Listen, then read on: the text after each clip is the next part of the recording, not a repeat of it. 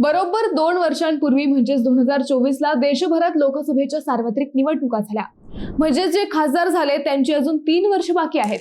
परंतु नगर दक्षिणेचे खासदार निलेश लंके यांनी पहिल्या 2 वर्षातच दिल्लीला कंटाळून यापुढचे राजकारण मुंबईत करण्याची घोषणा करून टाकली। आता ज्याचा त्याचा निर्णय असतो, पण ही घोषणा कुठे केली तर जिल्हा परिषद पंचायत समिती निवडणुकीच्या तयारीसाठी पारनेर तालुक्यातील गाव भेटी दरम्यान त्यांनी हे सांगून टाकलं। जो माणूस तब्बल 13-14 लाख मतदारांचे प्रतिनिधित्व करत होता, तो आता 2.5-3 लाख मतदारांचे प्रतिनिधित्व करणार आहे। ही बातमी शनिवारी नगर जिल्ह्यात ब्रेकिंग झाली। खासदार लंके यांच्या या स्टेटमेंट नंतर जसे त्यांचे कार्यकर्ते शॉक झाले, तसेच पत्रकारही शॉक झालेत। राजकारणात शक्यतो खालून वर जावं लागतं, पण निलेश लंके साहेब वरून खाली यायचं म्हणतात। असो, हा ज्याचा त्याचा प्रश्न असतो। आता या बातमीनंतर लगेच माजी खासदार सुजय विखे पाटील यांचंही स्टेटमेंट व्हायरल झालं। आजी खासदारांनी पुढच्या वेळीही पुन्हा निवडणुकीला उभं राहावं, असं साकडं मी पुढच्या वेळी विशाल गणपतीला घालणार आहे, असं सुजय विखे पाटलांनी कुस्तीतपणे सांगून टाकलं।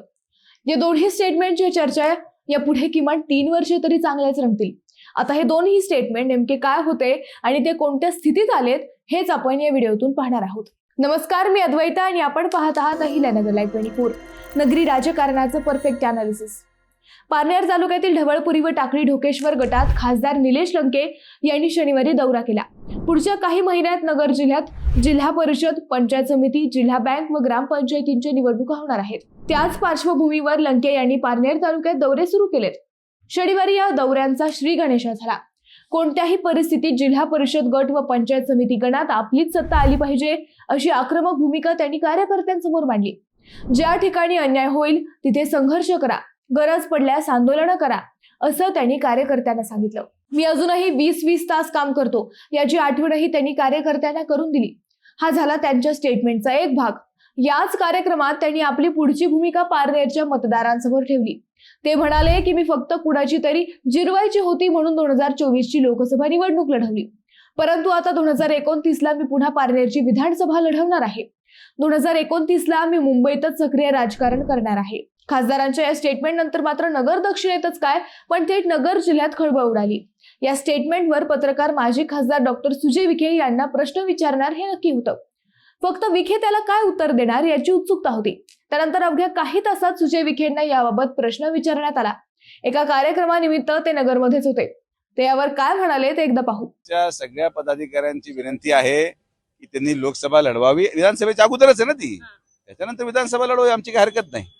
पण जी पहिली लोकसभा होणार आहे, आमच्या सगळ्या महायुतीच्या पदाधिकाऱ्यांची विनंती की त्यांनी ती निवडणूक लढवली पाहिजे। शेवटी जे आश्वासनं देऊन आपण निवडून आलेला आहात, ते आश्वासनं किती पूर्ण झाले याचं मोजमाप हे लोकसभेलाच होतं। आता मी तर पडलेला माणूस आहे, आता मी काय जास्त लोकांना आश्वासन देत नाही। मी लोकांना एवढंच म्हणतो की माझ्या झालेल्या कामाचं मतदान मला टाका, ते अजून पडलेलं नव्हतं। पण आपल्या वतीने मी सगळ्या महायुतीच्या तमाम आमच्या पदाधिकाऱ्यांच्या वतीने विनंती करेन की त्यांनी पहिली लोकसभा लढवावी आणि नंतर विधानसभेला त्यांची इच्छा असेल तर आम्ही काय थांबवणार नाही। आता हे स्टेटमेंट आणि त्यावरील रिस्टेटमेंट पुढची 3-4 वर्षे नगरच्या राजकारणात चर्चेत राहणार आहे। निलेश लंके यांनी लोकसभेला विजय मिळवल्यावर गेल्या 2 वर्षात शरद पवार गटाची नगरमध्ये प्रचंड वाताहत झाली, हे कुणीच नाकारू शकत नाही। नगर जिल्ह्यातील लोकसभेच्या 2ही जागा जिंकल्यानंतर महाविकास आघाडीची हवा अवघ्या काही महिन्यात ओसरली। जिल्ह्यात 12 पैकी फक्त 2 विधानसभा निवडणुकीत महाविकास आघाडीला कसा बसा विजय मिळवता आला। त्या निवडणुकीचे नेतृत्व खासदार निलेश लंके यांनी केलं होतं। त्यानंतर जिल्ह्यातील 12 नगरपालिका निवडणुका झाल्या। त्या निवडणुकीतही शरद पवार गटाला एकही नगरपालिका हातात घेता आली नाही। त्या निवडणुकीत नेतृत्वही खासदार निलेश लंके यांनीच केलं होतं। त्यानंतर वर्षभरात अहिल्यानगर महानगरपालिका निवडणूक लागली। त्या निवडणुकीचं नेतृत्वही खासदार निलेश लंके यांनी केलं होतं, परंतु तेथेही त्यांच्या स्वतःच्या पक्षाला एकही नगरसेवक निवडून आणता आला नाही। लोकसभा जिंकल्यानंतर पुढच्या 2 वर्षात शरद पवार गट नगर जिल्ह्यातून नामशेष होण्याच्या मार्गावर आला। अगदी होम ग्राउंडवरही खासदारांना आपल्या पत्नीला विधानसभेला जिंकून आणता आलं नाही। ही पदझड पुढच्या 3 वर्षात थांबेल याचीही अजिबात शक्यता किमान आता तरी दिसत नाही। दुसऱ्या बाजूने विचार केला तर नगर दक्षिण लोकसभा मतदारसंघात पारनेरसह श्रीगोंदा, कर्जत जामखेड, नगर शहर, शेवगाव पाथर्डी आणि राहुरी हे 6 मतदारसंघ येतात। त्यापैकी फक्त कर्जत जामखेड मतदारसंघात राष्ट्रवादीच्या शरद पवार पक्षाचा आमदार आहे। बाकीच्या सर्व 5 विधानसभा मतदारसंघात महायुतीचे आमदार आहेत। शिवाय गेल्या वेळी निलेश लंकेंसाठी जीवाचं रान करणारे शेवगाव पाथर्डीचे प्रताप ढाकणे, राहुरीचे प्राजक्त तनपुरे हे भाजपच्या वाटेवर आहेत। ते कधीही महायुतीत प्रवेश करू शकतात. श्रीगोंद्याचे राहुल जगताप व राजेंद्र नागवडेही स्वतःच्या कारखान्याची गणिते ओळखून महायुतीच्या जवळ जाऊन बसले आहेत. राहिला विषय आमदार रोहित पवारांचा, तर रोहित पवारही पुढची विधानसभा कर्जत जामखेड मधूनच लढवतील याचीही शक्यता नाही. उपमुख्यमंत्री अजित पवार यांच्या निधनानंतर बारामतीचं राजकारण बदललंय. पवार कुटुंबातील कुणाचंच राजकारण सेफ राहिलेलं नाहीये. त्यामुळे खासदार निलेश लंके पुढची निवडणूक कुणाच्या भरवशावर लढवतील हा प्रश्न होताच. तसंही निलेश लंके यांना मुरब्बी राजकारणी म्हटलं जातं. काळाची पावलं ओळखून अगदी 3 वर्ष आधीच त्यांनी पुढची खासदारकी न लढवण्याचा निर्णय जाहीर करून टाकला. आता खरा प्रश्न आहे तो निलेश लंकेंना मतदान केलेल्या मतदारांचा. ज्यांनी मतदान केलं त्या मतदारांची खासदारांनी फसवणूक केली असा आरोप माजी खासदार डॉक्टर सुजय विखे पाटील यांनी केला.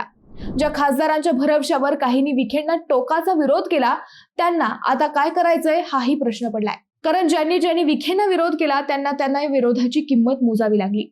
ज्येष्ठ नेते बाळासाहेब थोरात, प्रताप ढाकणे, प्राजक्त तनपुरे, नागवडे, जगताप या सगळ्या नेत्यांचा गेल्या वेळी ओळीने पराभव झाला. पण अवघ्या 2 वर्षात रणांगण सोडून जाण्याची भाषा करणाऱ्या खासदार साहेबांवर आता कसा विश्वास ठेवायचा हा प्रश्न या नेत्यांना पडणार आहे. केवळ जिरवाजिरवीसाठी केलेलं हे राजकारण नगर दक्षिणेच्या विकासाला 5 वर्ष मागे घेऊन गेलं हे मात्र नक्की. मित्रांनो, तुम्हाला हा विषय कसा वाटला हे आम्हाला कमेंट करून नक्की कळवा. शिवाय व्हिडिओ आवडला असेल तर चॅनलला सबस्क्राईब करून व्हिडिओला लाईक करायला विसरू नका. पुन्हा भेटू नव्या विषयावर. तोपर्यंत धन्यवाद.